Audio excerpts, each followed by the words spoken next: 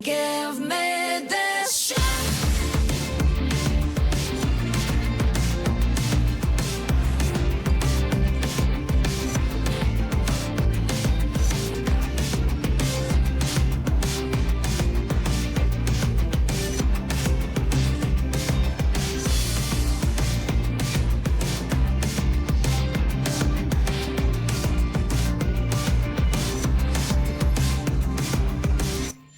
God damn it, I'm actually invested in this show. Shit. Okay, trash, let's just wait. Maybe the show would get bad, like Kids did. Hey, guys, I actually don't want to. I don't want Zets to be bad. Like, actually, I want Zets to continue to be like this. But I did like what the show is doing right now with the nightmares, how much I was kind of wrong about them on two fronts, on the nightmare side and on Nox's side. But I do like them being mainly acting upon our worst intentions and our bad impulses of our subconscious.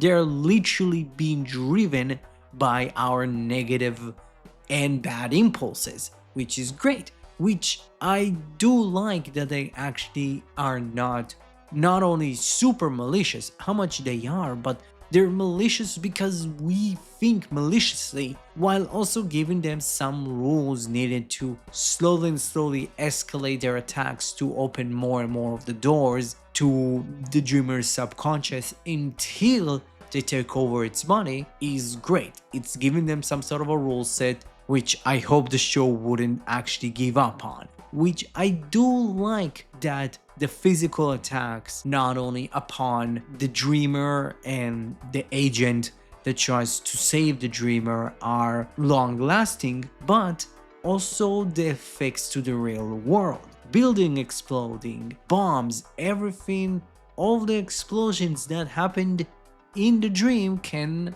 and will happen in real life. It was touched upon the first episode, but it is very much being highlighted in this one. But if I want to specifically highlight something that I didn't like about the nightmares right now, that they are not actual creatures of our mind, they're not actual creatures of our subconscious. The nightmares are the butterflies that we've been seeing pretty much since the first episode, where a nightmare gets defeated, we get to see a butterfly.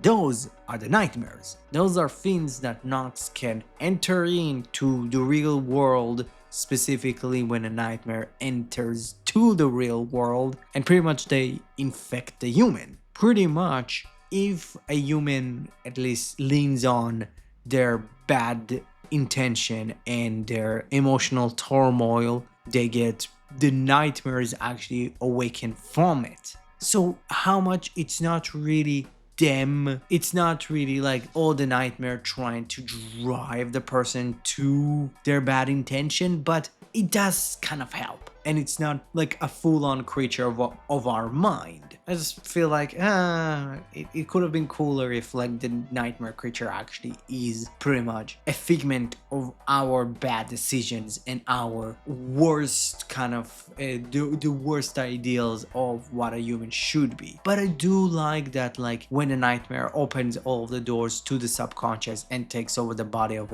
the dreamer, there is a way for the dreamer to actually return back to life. It's not a game over, it's just a continuous screen. I do like it, which like it could have worked slightly better in my opinion if the dreamer and the nightmare wouldn't need some infection to be created. I don't know. While I'm going to admit again that I was wrong about specifically Nox, I felt like, oh, he can move around between the dream world and the real world, and he's not. He needs a nightmare to enter the real world to at least fully interact with the real world, with him pretty much most of the time just infecting more humans with the nightmare virus. I don't know how to call it. So I am interested in what the fuck he is. I'm still going on with my theory that he's a dreamer that got pretty much that I still go with my theory that he's a dreamer that a nightmare took over his body and they assimilate to one another, which I kind of see his rider form be some sort of a way of the nightmare that took over him pretty much purifying his monster form, which is kind of neat. While learning that Tetsuya feels bad because he's being looked down upon, and he's sad because like when he comes in with some evidence about the black cases, everybody's like, for fuck's sake, you're crazy. How much it's insane that like they're